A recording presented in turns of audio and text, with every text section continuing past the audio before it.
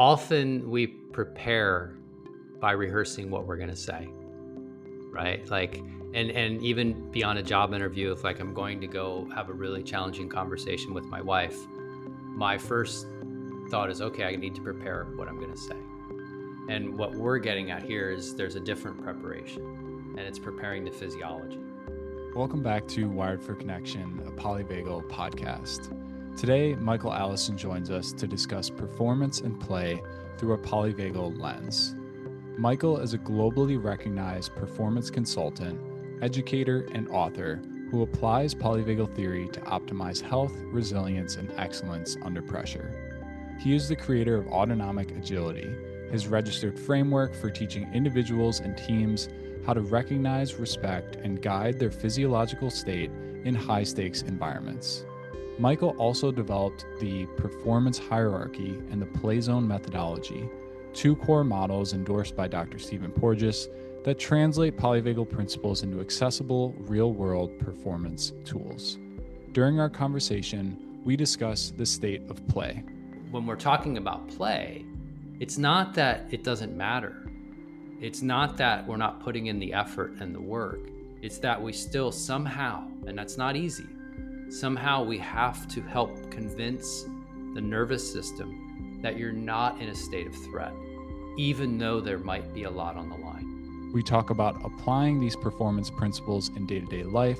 We create things in our life that we can create, relationships, practices, some routines, environments that we put ourselves in deliberately that feed our nervous system those cues of reassurance, of connection, of I'm okay, I can let my guard down. We cuddle with our pet. My dog's lying right next to us, right? Like a really reliable cue of it's okay.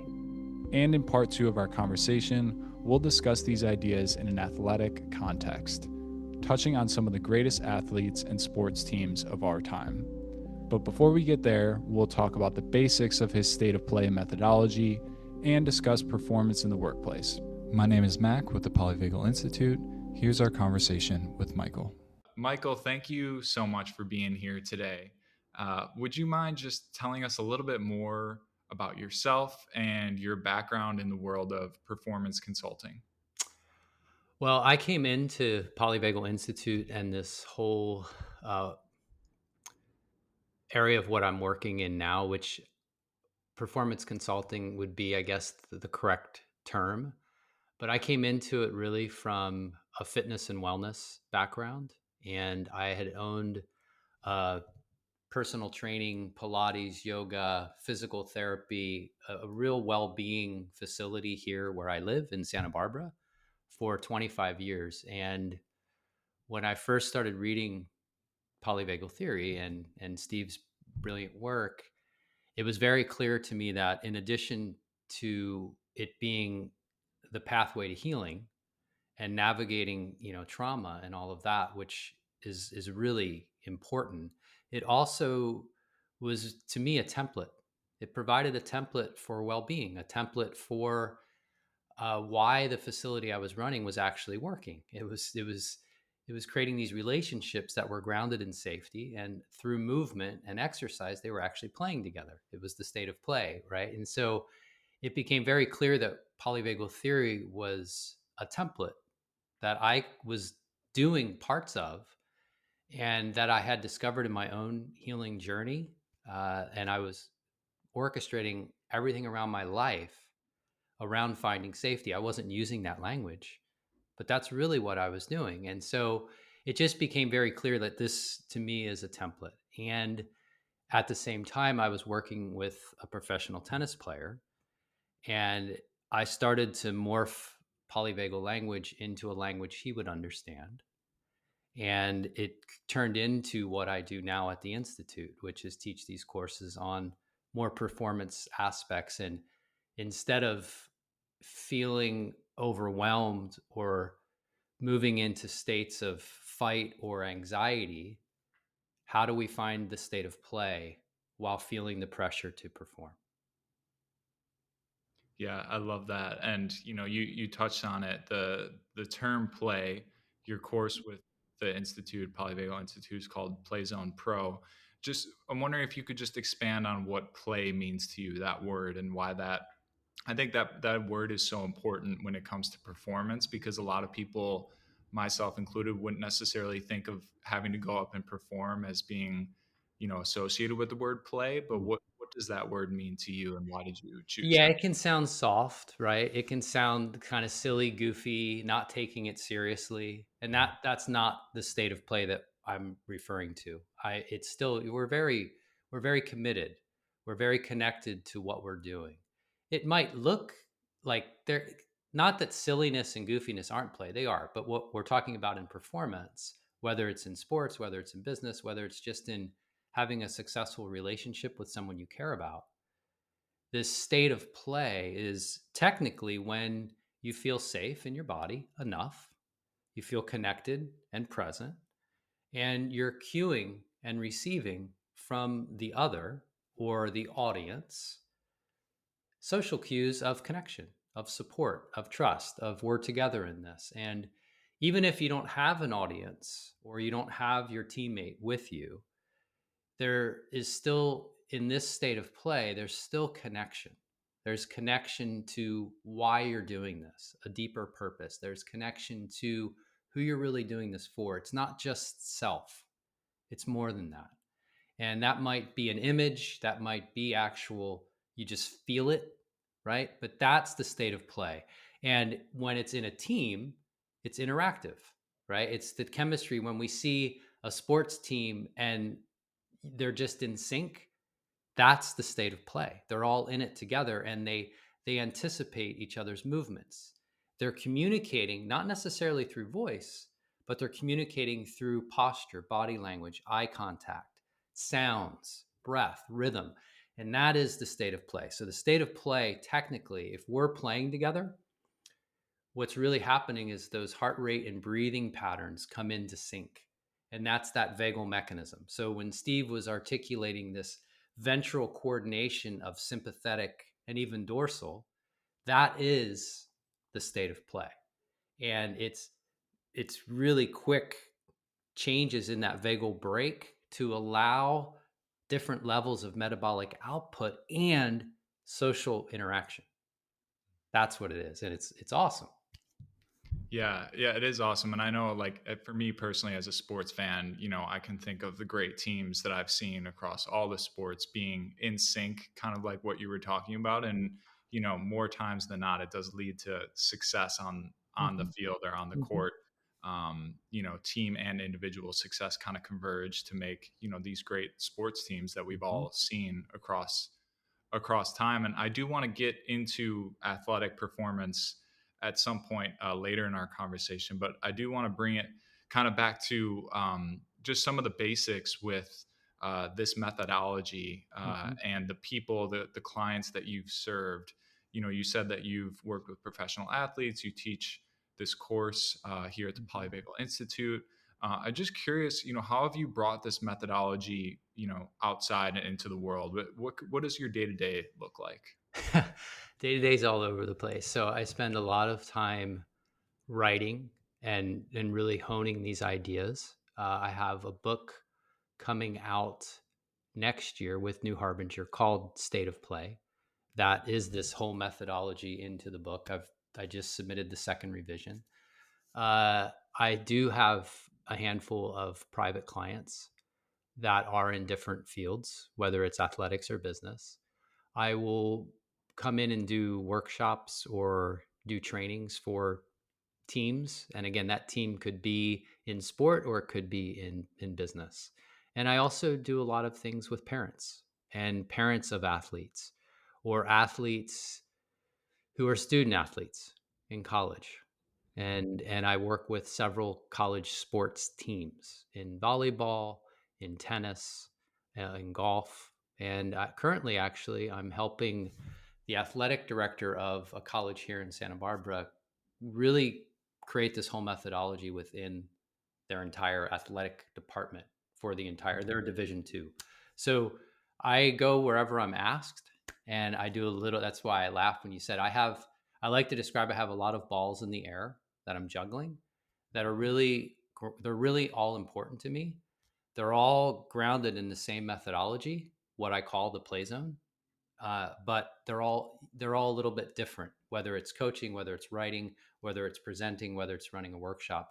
But the common core is the play zone, and which is all rooted in polyvagal theory. So it isn't complex, although I'm keeping a lot of balls in the air. Yeah, and you've touched on this a little bit and just briefly there at the end, but polyvagal theory in specific, how has that informed your work? I know that it's kind of the foundation, Sure. but you Yeah. just share a little bit about how you came to polyvagal theory and Yeah. what it's doing for you. Well, when I first read Steve's deep dive book, so the one that very few people read, the first one, and I was reading that, and that was many years ago, and it became very clear that my childhood, I, without this being the whole rest of our interview, which it could be, but my childhood, like many of us, was very unstable. So I came from a home in fairly rural Pennsylvania. We lived with about 6 acres of land, lots of trees and woods, and lots of outdoor experiences and freedom in that regard.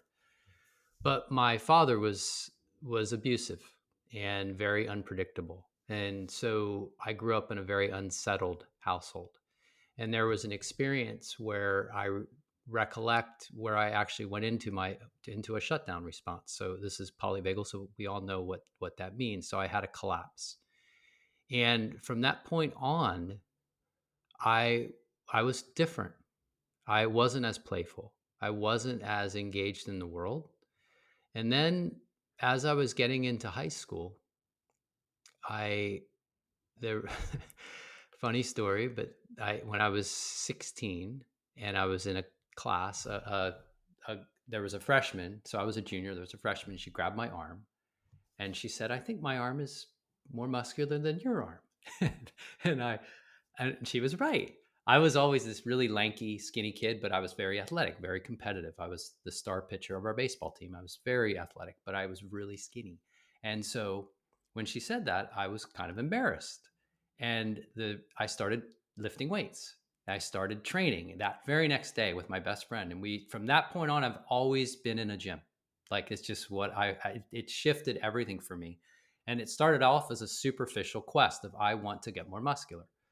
But what it really was doing physiologically is it was actually mobilizing my body, right? And I didn't know it at the time. But once I started reading Steve's books, I was like, oh, it started mobilizing me out of that kind of withdrawn, numb. And I started to get really angry, started to get really, really angry, and even angry at people who I knew cared about me. Not my in my family, but friends, teachers, coaches. And then I met a girl and her family that changed everything. All of a sudden, I remember seeing in their eyes, which is also interesting. I remember being, why did I like this girl? It was something in her eyes. It was her eyes. Well, now I get it. They were cueing me, it's okay, it's safe, you can be here. And it took that aggressive, all over the place, angry energy, and it turned it back into connection and it turned it into play. And it altered my whole trajectory, all from that, and changed my whole life from that moment on. And when I was reading his work, I'm like, oh, that's exactly what happened. I came back up the hierarchy, right? I went all the way into collapse and shutdown. I was kind of hovering in there and I was bouncing back and forth between periods of getting mobilized, but I was never feeling safe. I never felt that connection until I found it in that family, and it shifted everything for me.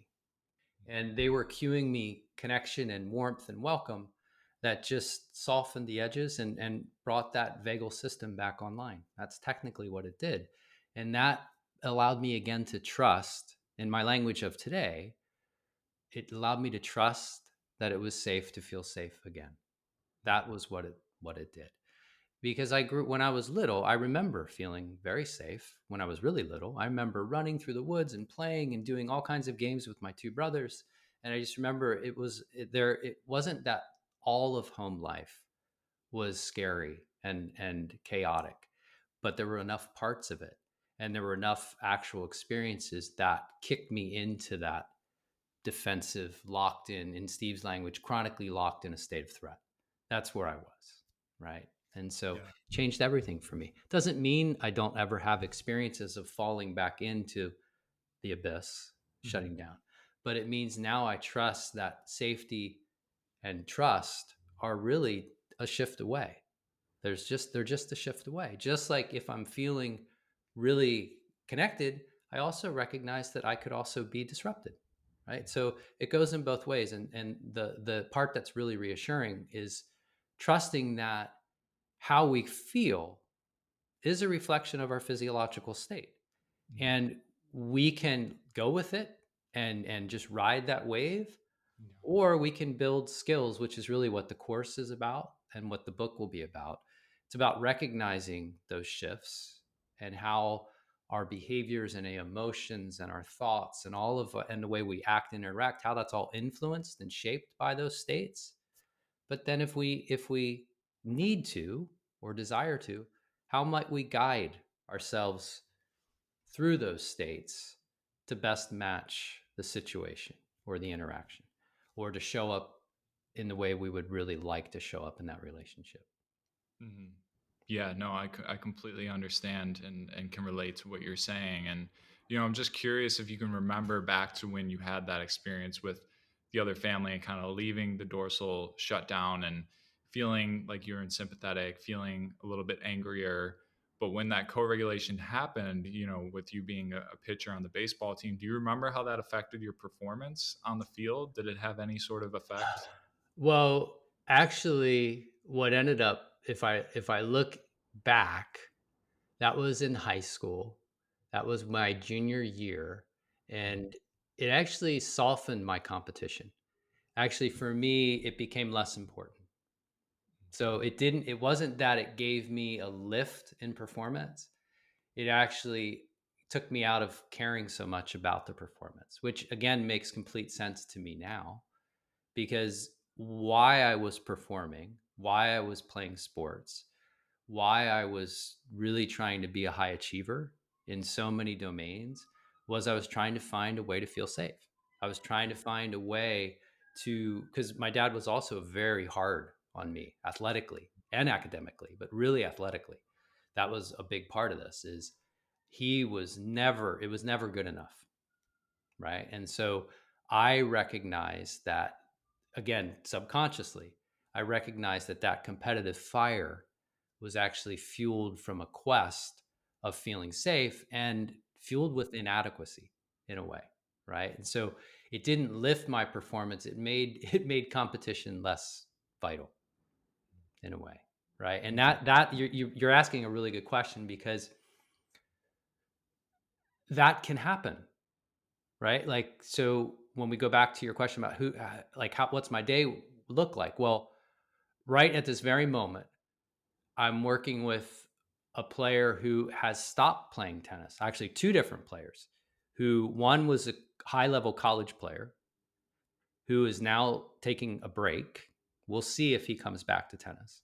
One was a college player who was a top college player, played professional for a year, and is also now taking a break. Okay. And then concurrently, I have another player who turned pro at 17 years old when she won the US Open as a junior in the juniors. Okay. Mm.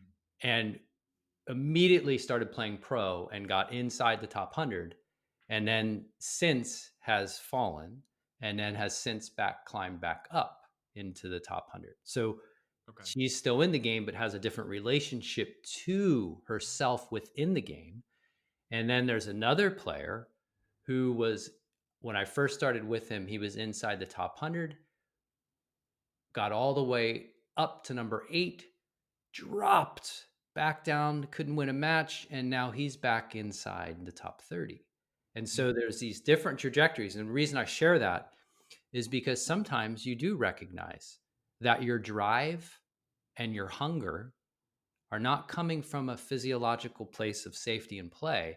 They're coming from fear and protection and proving, right? You've got a chip on your shoulder. We all we have those words. Oh, he's always got a chip on his shoulder, or we all know. So sometimes you recognize that when you do start doing this work, that hey, I'm not able to relate to that environment in a way that's actually feeding me a new pattern of connection and play. And so we might have to step away, right? We might. And that can be a hard decision, but it also might be necessary, right? Not everyone can, when we start doing this, not everyone can make the shift enough in that environment. Like it's just too much. There's too much history, too many associations, too much on the line, right? This is professional. So their life is on the line. It's like you do have to win. You do, right? And same within a business. You do have to meet a certain number, Mm-hmm. right? So when we're talking about play, it's not that it doesn't matter. It's not that we're not putting in the effort and the work. It's that we still somehow, and that's not easy, somehow we have to help convince the nervous system that you're not in a state of threat, even though there might be a lot on the line. And what I'm saying is sometimes that's too far to go for someone who's been in that game for so long, in that state of threat, that they have to find it in other environments and other relationships and start building up that what I call autonomic agility, this physiological capacity to then put ourselves into the challenging situation, but not be completely disrupted or triggered back into those patterns of protection. Mm-hmm. That's not easy. No, no, it's not easy. And yeah, it kind of leads perfectly into my next question, which is it's more so about, when you think about performance, I think maybe people are, immediately going to the stage or a sports arena. But, for most people, performance looks like just showing up and being, a spouse or, Yep. a parent. Specifically in business, we all have to provide, and we're all in specific different careers. Mhm. But you touched on a really important part, and especially in the US specifically, where our health insurance is tied to our career, our job, it Mhm. can feel existential, where you do have to hit a certain number, you have to hit your key performance Mhm. indicators, and your health insurance and your livelihood to provide for yourself and for your family is on the line. Totally. So what does performance look like? How would you suggest to someone to get the Yeah. top performance out of themselves in that environment? Yeah, I'm glad you're expanding it to that, because to me it really, the in a way, the executive, the top athlete, they're already, as hard as the game is to maintain and reach those numbers, they have a lot more support than a lot of us who are just in regular lives might also have, right? So a top athlete has a trainer, they have a coach, they have a physio, they have they have me, they have all of these different resources that are helping their body trust that it's safe to feel safe, and trust that it's safe to trust others, and that even when they go off the rails, they have others that can help them come back home, right? And that's what we are designed, that's what we've evolved to have, is a safe co-regulating other, a sense of belonging, another that we can go to for support, but also those that we can laugh and play with, and let go and be creative and exploratory. And what I want to acknowledge in what you're saying is, for a lot of us, we don't have that. And yet we're still being asked to perform in almost every role that we play, even if it's dating. There's evaluations, there's expectations we're supposed to meet. Every stage of life, school, work, once we're married, once we're in a family, providing for different parts. So everything about this American culture, will stay with our culture because that's what we both know. It is very, very competitive. It's very comparative. It's constantly changing. And it we can't just step off the treadmill. That's not what I'm suggesting either, because it, unless you check off and go off the grid, we have to figure out a way to navigate all of these expectations and demands while still, again, how do we convince our brainstem, our body, our nervous system that actually the fight is over, that it doesn't have to be a constant fight. And for some of us, maybe the work environment is toxic. Maybe the family doesn't feel safe for whatever reason. Maybe the environment and the community we live in is dangerous. Maybe we're being marginalized. Maybe we're being talked over. All of those things. And so we have to acknowledge what's reality for us, right? What's the environment we're in, or what are the environments we're in? And is there still a way in those environments? Is there a way to feel safe enough, connected enough? And maybe that means we have to rely on internal resources, breath, posture, movement, whatever, right? Finding the cues that are available to us. Maybe it means we can't in those moments. And we have to find ways to step out of those environments through different periods in the day or after, right? And we have to look at it from my perspective. We just have to look at it as, who or what will my body welcome as safe, reassuring, trustworthy, reliable? And we have to bring those things into our day to day. When I talked about this being a template, okay, for life, that's where I go. So my answer to your question is, how do we as just normal human beings bring this in? And it's not about performance on stage. It's about, and the word performance is still even, it's about optimizing your own experience in this world. Okay. And that's the Polyvagal Institute, optimize the human experience, which I really resonate with. And so how do we do that? Well, we create things in our life that we can create, relationships, practices, some routines, environments that we put ourselves in deliberately that feed our nervous system those cues of reassurance, of connection, of I'm okay, I can let my guard down. We cuddle with our pet. My dog's lying right next to us, right? Like a really reliable cue of it's okay. It's all okay, right? And so we look for what each of us welcomes in that moment. And there are universal cues, but we have to find what each body welcomes. Yeah, and it is going to be different for every individual nervous system, right? Every individual person is experiencing their own levels of threat and safety.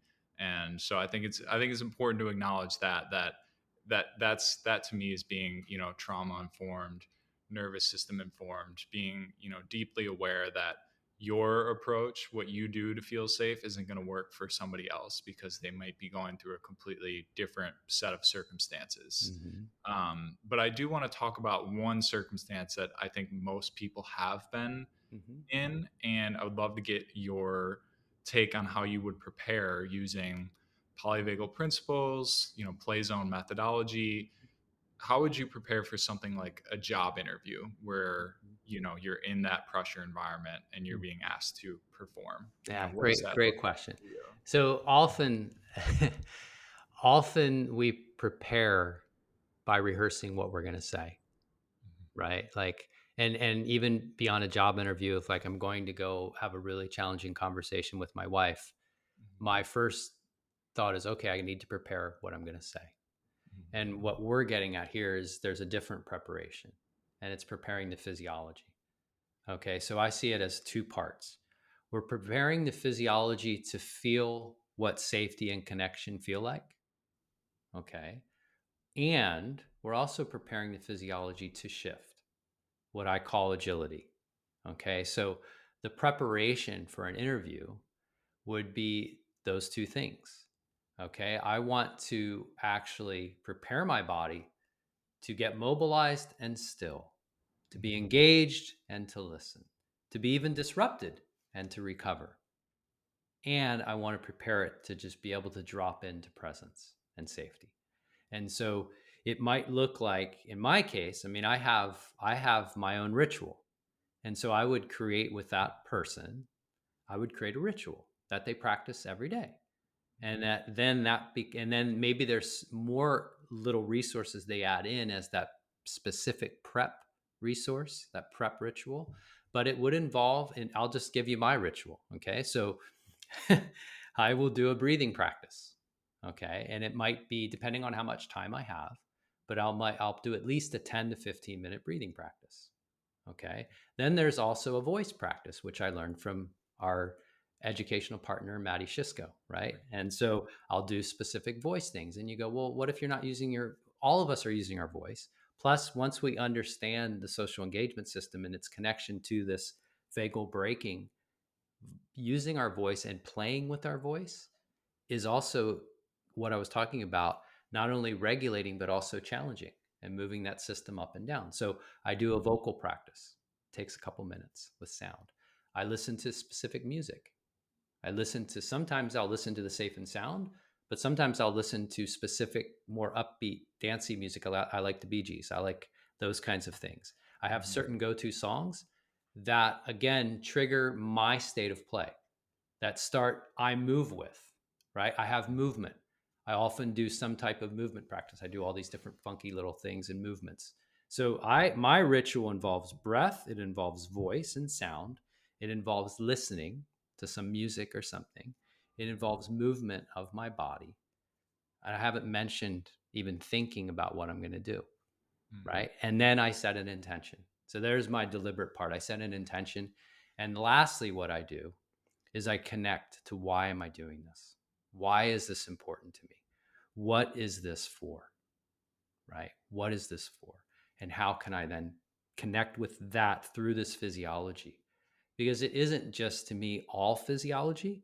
The physiology is the basis, but there also is this essence. There is the why, the connection to the intention, all of that. So that's my prep, right? And it's essentially the tennis player, which I'm going to show. So by the time this comes out, we'll have had our Atlantic Beach, or sorry, our Florida, our PVI conference. Right. But what I'm Right. going to show in that conference is four different players right before they step on court for the Mhm. finals of the Australian Open. Okay. And we're going to compare and contrast from this perspective. And to me, because it's fascinating. So when I help someone prepare for something, it's about creating everyday rituals, routines, strategies, what I call a habit of safety, and then having a specific preparation ritual that involves a lot of those things, but also has more specific things related to being able to drop into the state that you want in that moment, but also the flexibility or the autonomic agility to adapt, because there you have to be able to adapt, right? Yeah.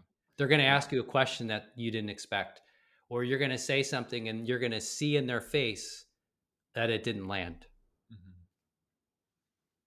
Yeah, no, it's perfect because you can't control the environment usually. You Nope. can't control people's reactions to your performance, whether that's talking to a spouse, your children, a job interview, a business meeting, Nope. a recreational pickleball match. You Mhm. can't control the environment or what's going to Mhm. happen. But, everything that you said about creating a routine, I think is really cool because you started with so many things that you can control, right? Mhm. Your Mhm. breath, some Mhm. movement, you can play some music, and that's all physiologically based. That's not, at the top where you're rehearsing and rehearsing and rehearsing what No. you're going to say, what you're going to do, because, most of the time you plan for something and then that situation doesn't really come up. It's And then it's if not there. yeah, if you haven't done, the Uh, practices, uh, your physiology is not going to be mhm, in a place to be agile, to use your term, autonomic agility, mhm, and kind of move back and forth. Yeah, I think that's like really, really good advice, and I think that's really actionable that people can just take away from this episode, mhm. from this podcast, and just start to think about, okay, our own physiology. What can we do that's under our control to set ourselves up for a good performance? And I want to talk about like the flip side too, is if somebody is struggling to perform, or if they've had a bad experience with job interviews, and that's sort of an imprint on their nervous system that they're not good in these situations. Yeah. As a performance consultant, what would be your Yeah. first step in trying to improve that? Yeah. Well, first is just to acknowledge it Mhm. and recognize it as not necessarily truth, in that it doesn't mean. That's how it will always be. It means you had that experience. And now you've created a narrative and a story and a belief system that is feeding back into that experience, right? So to me, the first part is just awareness and acceptance that, okay, when I go into these experiences, my body really reacts this way. Okay, that's okay. That's true. That's fact. Okay, now I'm accepting that as this is what has happened and it's happening again. But where I would interrupt is what that means, right? What does that mean? Does that mean I'm going to flub this? No. Does that mean that I'm going to have the same experience I had the last time? No.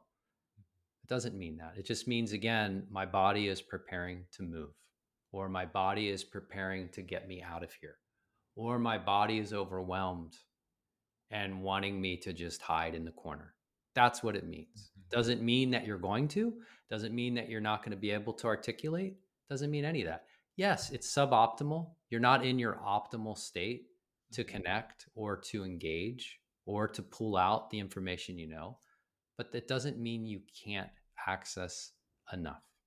Okay. And that can coexist for the moment. It can coexist with what else or who else can cue your body back into enough presence, connection, safety, whatever word you want to say, play. Okay. So you can have that experience happening. Doesn't mean the outcome from before, even though your brain's going to go there. Just understand how that works. That's what'll happen. Like the brain will start to come up with that story. So I redirect toward attention. Okay. So it's awareness, it's acceptance. It's not following the story. It's just redirecting the attention to what else around me or within me or between us is available that may start to reassure my nerve. It may not change how I feel, but even that coexistence may change what comes out of my mouth, may change how I'm broadcasting, right? And so it's that awareness, acceptance, attention to what is available or who is available. And then it's letting it go, letting it play out, seeing what happens. But in my own experience, even when you still fall short, which can happen, it takes the edge off of the guilt and the blame and the shame because we start to recognize it as, for whatever reason, I wasn't able to regroup enough. Okay. My body was overwhelmed or really, really fighting to stay alive. And okay. Okay. And so maybe I need to practice what we talked about in the preparation. Maybe my body still doesn't trust that it's safe to fully safe and so maybe I need to work on feeling more and more safe in my life in different ways. Or maybe I need more of that agility. So maybe I need to put myself deliberately into challenges that are within a context of safety, right? And that could be in any domain. That doesn't have to be in that same domain. That could be hot, cold. That could be breath holds. That could be exercise intervals. That could be putting yourself in a dance class. That could be taking an improv acting class, something like that. So you start challenging your physiology, that agility, but in contexts that don't have the association. Okay. But you start building that physiological flexibility. And then you come back into that so you have a little more resource without getting swept over by the association. That's how I would approach it. Thank you for listening to part 1 of our conversation with Michael on Wired for Connection, a Polyvagal podcast. In part 2, coming early January 2026, we'll continue in the world of sports and discuss how our collective physiology plays into athletic performance. This show is produced by the Polyvagal Institute, an international nonprofit organization dedicated to creating a safer and more connected world. PVI provides education, resources, and community to those interested in learning more about polyvagal theory and applying polyvagal principles in personal and professional contexts. To learn more about polyvagal theory and other offerings, visit us at polyvagal.org where you can join our online community space and access our free learning library. You'll also find information about upcoming courses and community events. Connect with us on social media.